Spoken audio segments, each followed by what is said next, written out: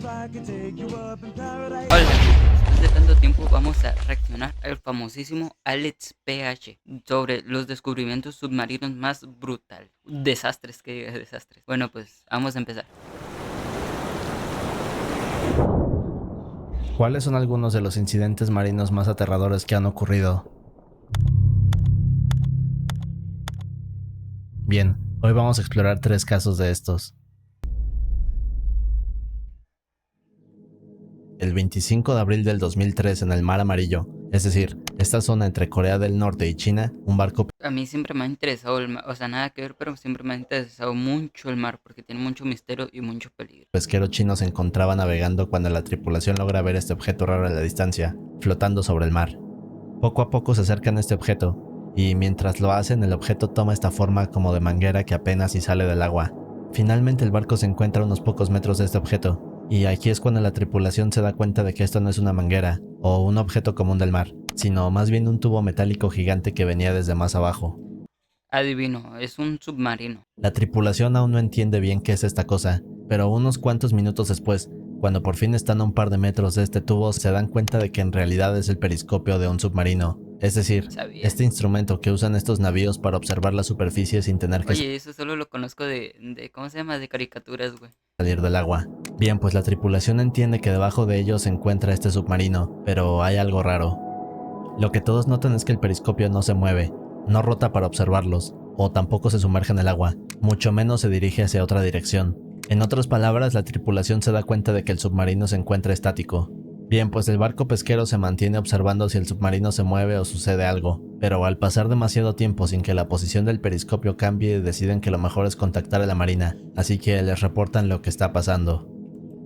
Oye, les quería decir que, o sea, lo que ustedes están viendo ahorita, pantalla completa, güey, yo no estoy viendo lo mismo, güey, porque, o sea, tengo la parte de abajo toda manchada, güey. Ahorita les pongo imagen. Bueno, pues ya, solo quería decir eso.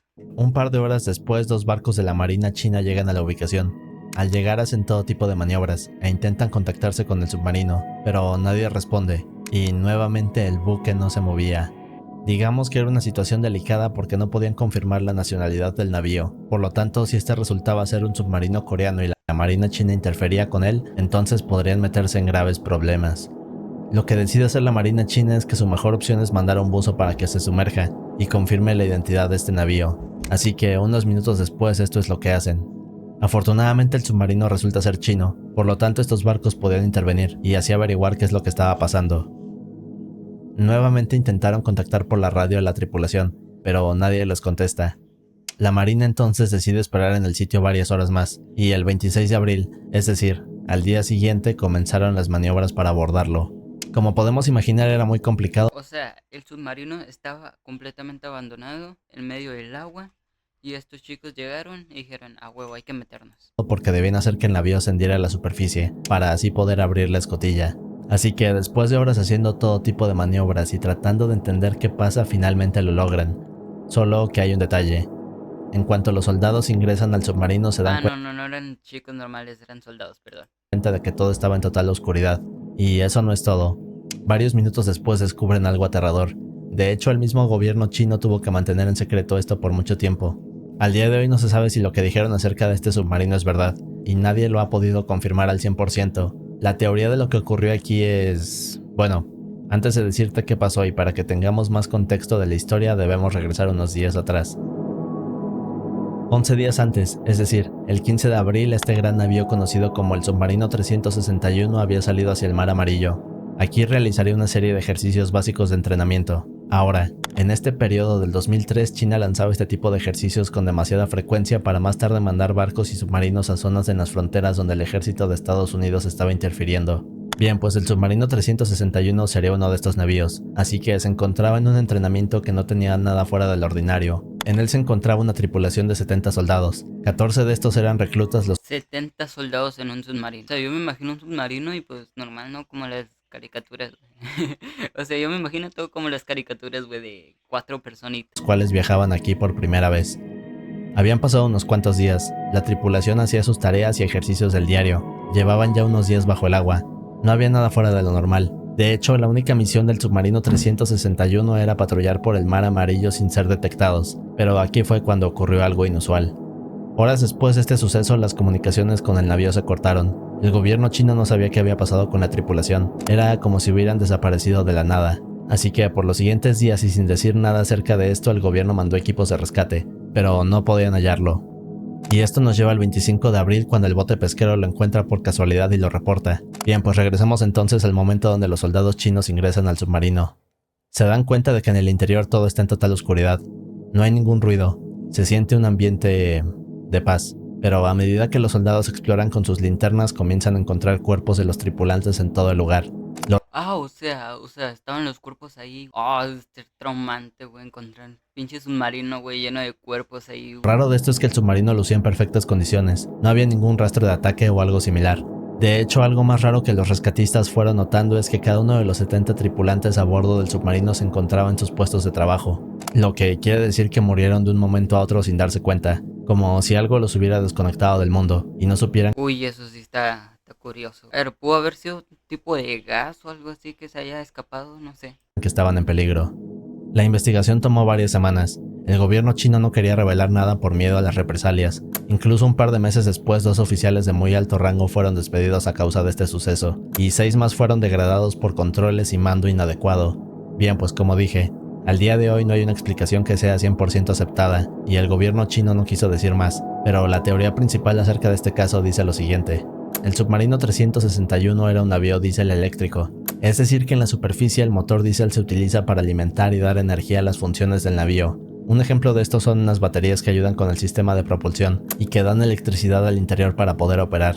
Ahora, no sé mucho de submarinos, pero al parecer este sistema funciona cuando los submarinos ascienden a la superficie. Aquí comienzan a aspirar aire mediante un tubo que les permite mantenerse ocultos bajo el agua. Si el agua sube demasiado o el submarino se sumerge, también bien se quedaron sin oxígeno. Eso sí, no duran mucho, güey. Entonces hay esta válvula que cierra el snorkel, esto para evitar que entre el agua. Al mismo tiempo el motor diésel se apaga y la energía se desvía a las baterías. Bueno, pues no se sabe en qué momento exacto sucedió, pero la teoría dice que en algún punto el submarino salió a la superficie y la válvula no se abrió. Pero dicho de una manera más simple, el motor no debió haber estado funcionando, pero al estar encendido y sin ningún tipo de ventilación, el motor rápidamente consumió todo el oxígeno, creando así una especie de succión en el interior. La parte más aterradora de esto es que no debió tomar más de 2 minutos, por lo que la tripulación no pudo reaccionar a tiempo o ver que hubiera una falla. Simplemente comenzaron a marearse, y después fueron sofocados sin que como tal, se quedaron sin oxígeno. Tuvieran oportunidad de escapar.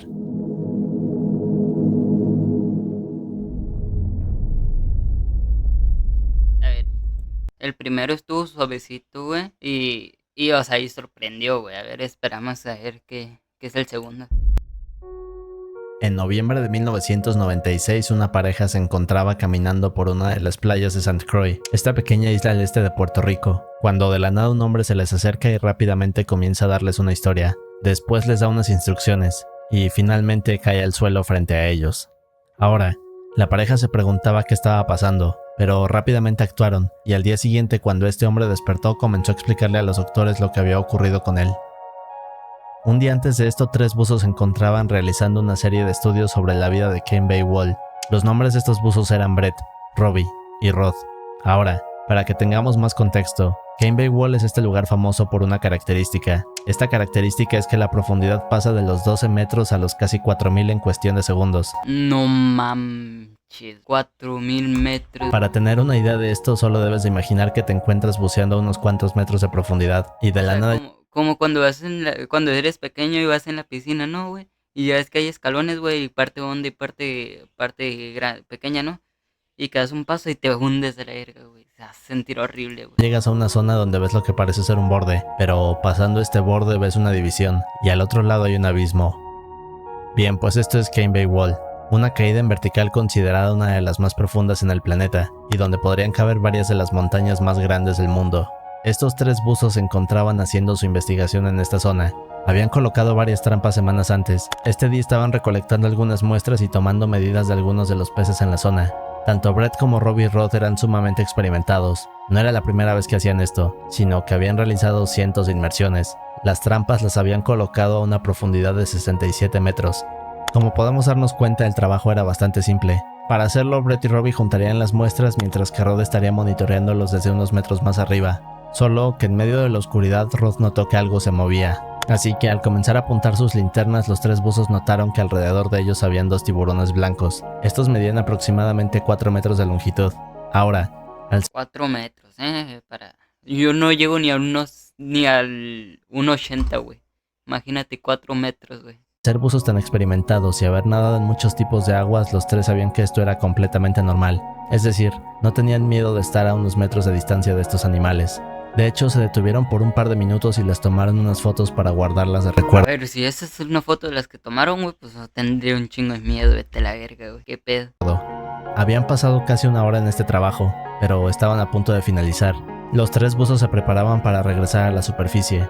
Robbie sería el primero en ascender, después Brett, y finalmente Rod. Solo que mientras Robbie subía su lectura de aire comenzó a revelar que estaba en un nivel bajo. Esto porque había estado respirando fuertemente durante el trabajo. Claro que esto no tenía nada de peligroso, únicamente debía subir lento y controlando la respiración. Ok. Incluso Brett le hizo un gesto para que se moviera un poco más arriba, pero mientras hacía esto notó que Robbie estaba señalando hacia abajo. Cuando Brett voltea la mirada se da cuenta de que quien está señalando es a Rod, quien ahora se encuentra cubierto por una nube de arena negra. De hecho era muy difícil verlo, ya que ¿Qué? O sea, ¿qué? ¿Cómo pasamos eso? Estaba envuelto en todo este material negro. Y no solo eso, sino que Brett notó que además de arena, Rod estaba cubierto de un líquido negro. No se preocupó tanto porque les faltaba poco para salir. Pensó que probablemente era una falla de alguna de las mangueras de los tanques, así que decide bajar un poco y ayudar a su amigo. Unos cuantos segundos después, Brett se mete a esta nube de arena negra y se da cuenta de que en realidad no es ¿Pero qué se supone que es la nube negra? ningún tipo de arena, y tampoco hay una falla en la manguera. Lo que alcanza a ver es a Rod agitándose, y puede ver que tiene una gran mordida en una de sus piernas. Oh, el tiburón, güey. Pero casi al mismo momento en que se da cuenta de lo que está pasando, uno de los tiburones sale de la nada y comienza a atacarlos. No pueden hacer nada para defenderse. O sea, sí los atacaron, güey. No manches, güey. Los dos intentan golpearlo un poco para ahuyentarlo, pero de la nada llega un segundo tiburón. Este se acerca a los buzos y le da una segunda mordida en la pantorrilla de Rod. Rápidamente quedaron envueltos en sangre. Brett intenta agarrar la mano de su amigo. Imagínate, güey, que te muerdan la pantorrilla, güey. 2 tiburones de 4 metros, güey. No, güey, te mueres, güey. Pero justo al momento en que lo hace, el primer tiburón se acerca, le da una tercera mordida a la pierna de Rod, y aquí comienza Hombre, ya, se picaron la muela los 3. una especie de forcejeo. Brett intenta jalar a su amigo hacia la superficie, pero el tiburón los arrastra poco a poco hacia el abismo. De hecho, hubo un momento en que los tiburones tomaron a Rod y lo jalaron violentamente hacia las profundidades. Obviamente Brett no puede hacer nada más. Decide que lo mejor es salvarse, pero ahora su indicador le dice que está a 122 metros de profundidad. En este punto 122 metros, güey, vete a la verga. Güey, ese güey ya estaba muerto. comienza a nadar a toda velocidad y concentrándose en no agitar la respiración. Estaba en modo de supervivencia. Mientras nada ve su indicador, le dice que cada vez está más cerca de la superficie. En unos segundos comienza a ver una luz sobre él, pero al mismo tiempo sentía una sensación horrible de mareo, como si estuviera a punto de colapsar. Lo único que piensa es en nadar hacia la luz, pero al ascender un par de metros más su visión se nubla y poco a poco se queda dormido. Se desmayó. Oye, dejó a su amigo, ¿no? Pero eran 3, ¿no, güey? Eran 3 vatos. En realidad Brett se encontraba a 10 metros de la superficie. Gracias a que en su dispositivo de flotación aún había algo de aire, este le hizo flotar a la superficie. Segundos después, Brett despierta en medio del mar. Comienza a respirar desesperado, y en cuanto recobra el sentido mira a su alrededor para buscar a Robbie, pero no logra verlo por ningún lado. Momentos atrás, cuando estaban siendo atacados por los tiburones, Robbie nadó con todo lo que pudo a la superficie. Aquí regresó hacia el bote y condujo a la costa para pedir ayuda, pero aún hay algo más. Mientras Brett buscaba a Robbie en medio del mar, comienza a sufrir de síndrome de descompresión. Es decir que por haber ascendido tan rápido comienzan a darle dolores de cabeza, mareos, visión nublada, fatiga excesiva y daños en el cerebro y al corazón. Brett sabe que puede morir si no hace nada, así que rápido nada a la orilla del mar. En cuanto sale se quita todo su equipo de buceo y corre por la playa en busca de ayuda. Lo primero que ve es a una pareja caminando. Se para frente a ellos y comienza a explicarles que está teniendo síndrome de descompresión. Después les dice dónde está su auto. Les explica que adentro No manches, güey, tener que pedirle ayuda a un desconocido, güey, confiarle tu vida, güey. Que el desconocido no sabe ni qué pedo, güey. Está horrible. de él hay un manual de instrucciones. Y justo al momento de decir esto, Brett colapsa frente a la pareja. La pareja rápidamente corre por el manual de la camioneta. Después usan el teléfono de su hotel. Llaman al laboratorio marino para el que trabaja Brett. En pocos minutos un avión llega por él y lo trasladan desde St. Croix hacia Puerto Rico. Poco más de una hora después, Brett había ingresado al hospital. Finalmente se pudo recuperar del incidente, aunque le quedaron pequeñas secuelas por la descompresión. Y en el caso de Rod, su cuerpo jamás fue No, encontrado. ese ya fue. No, ya no. Ok, este estuvo peorcito que el primero, güey. Vamos a ver el tercero. El 5 de noviembre de 1983, Edwin Arthur Coward, Roy Lucas, Björn Bergensen, Troll Selevik, William Kramen y Martin Saunders se encontraban trabajando en el fondo de una plataforma de petróleo conocida como Byford Dolphin.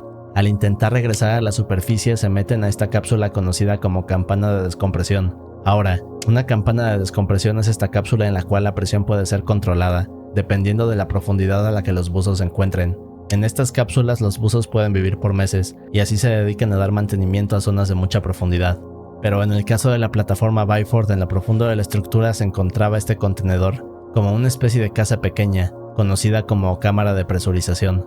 Esta cámara estaba compuesta de 3 zonas que funcionaban para dormir y comer, una más para escapar. Hostia, que este ya lo he visto, güey. Este está horrible. Este caso está horrible, güey. Y finalmente en la parte central había una puerta que se enganchaba con la campana. De esta manera los buzos podían ir a trabajar sin necesidad de tener que estar exponiéndose a los efectos de la presión del agua. Bien, ese día 2 de los buzos habían usado la campana para bajar, así que al momento de regresar enganchan la campana con la cámara de compresión, abren la puerta y cruzan hacia la primera habitación. En la segunda se encontraban Coward y Lucas descansando, solo que había un pequeño problema que nadie había notado. La cápsula tenía un manual donde se describían 4 pasos muy simples e importantes que debían seguir. Los pasos decían así: 1. Cerrar la cubierta de la cámara de aire. 2. Aumentar gradualmente la presión de la cubierta para sellar la puerta. 3. Cerrar la puerta de la primera cámara que está abierta para acceder. 4. Despresurizar gradualmente el acceso a una atmósfera. A ver, supongo que esto ya lo sabían porque eran profesionales, ¿no? 5. Abrir la cubierta de aire para separar la campana de la cámara presurizada. En el caso de estos buzos tuvieron un error al seguir el paso 3. No se sabe bien qué fue lo que pasó, pero se cree que debido a la fatiga extrema de los buzos y el sonido extremo del ambiente, Helavik olvidó cerrar la puerta que conectaba la cámara No me la contés, güey. Por una mugre puerta, güey. con la campana. Esto quiere decir que la presión en ambas zonas era diferente. Kramen y Saunders pensaron que la puerta estaba asegurada, así que desengancharon la cubierta, pero al haber diferentes tipos de presión esto causó una explosión por descompresión al interior de la cámara. Ahora, es Lo que le pasó al submarino hace unos años, güey. Que, uy, ya pasó hace un chorro, güey. Neta, güey. Pero se volvió muy famoso. difícil explicar todo este proceso, pero para que tengamos una mejor idea debemos entender que la sangre de los buzos estaba llena de nitrógeno. Al momento de la explosión la campana que no estaba asegurada la cámara explotó con una fuerza brutal. Se dice que Kramen perdió la vida en menos de un segundo. Saunders O sea, con la explosión, güey, ya, pa, todos a la mierda. quedó gravemente herido, pero eso no es lo peor. Al haber un gran cambio de Y no es lo peor. presión, el nitrógeno en la sangre de 3 de ellos comenzó a expandirse. En otras palabras, su sangre comenzó a hervir de un segundo a otro, dejándolo sin vida en un instante. No. Los Güey, que la sangre te empiece a hervir acá de la nada, güey. Horrible, güey. forenses que investigaron el accidente dicen que debido a todos estos cambios, las arterias en los cuerpos de los 3 buzos explotaron violentamente y la sangre rápidamente se convirtió en grasa. En algunos de los órganos se encontraron Está horrible, güey. bolas de grasa, pero no es todo. Al haber sido un cambio tan violento, mucha de esta grasa salió disparada a través de sus cuerpos cubriendo la cámara por completo. Los cuerpos de estos 3 buzos estaban irreconocibles. Se habían convertido en bolas gigantes de grasa con algunos órganos saliendo. Se dice que no sintieron nada de esto. Pero en el caso de Helavik, se dice que el aire entró con tanta fuerza al momento de la explosión que su cuerpo fue expulsado por la cubierta, pero debido al cambio tan repentino de presión y la puerta que apenas medía 60 centímetros de diámetro, su cuerpo quedó atorado, mientras que sus órganos salieron disparados de un momento a otro. Qué horrible. Ah, la bestia, güey. No manches. Al interior de la cámara encontraron su tráquea, una parte de su intestino y parte de su columna vertebral. Horas Quedó hecho mierda. después descubrirían que otra gran parte de su intestino estaba atorado por encima de la cámara. Los forenses que dieron el reporte de esto dicen que muchos de los órganos estaban en perfecto estado, como si hubieran sido extraídos de manera muy limpia. El incidente de Byford Dolphin es considerado uno de los más brutales, y como dato curioso, los forenses que investigaron esto dijeron que no encontraron casi nada de sangre. Brutal sí es, güey. Todo esto debido a los cambios tan repentinos que pasaron en menos de 2 segundos. Fuck, este me quedó en la mente, güey. Me quedó horrible, güey. Y pues ya se acabó, güey, ¿no? Pues con un mal sabor de boca me dejó, güey. No, pues ya, ¿no? Denle like, güey, porque pues casi nunca recibo like. Y suscríbanse, que ya mero llegamos a los 15 seguidores. Bye.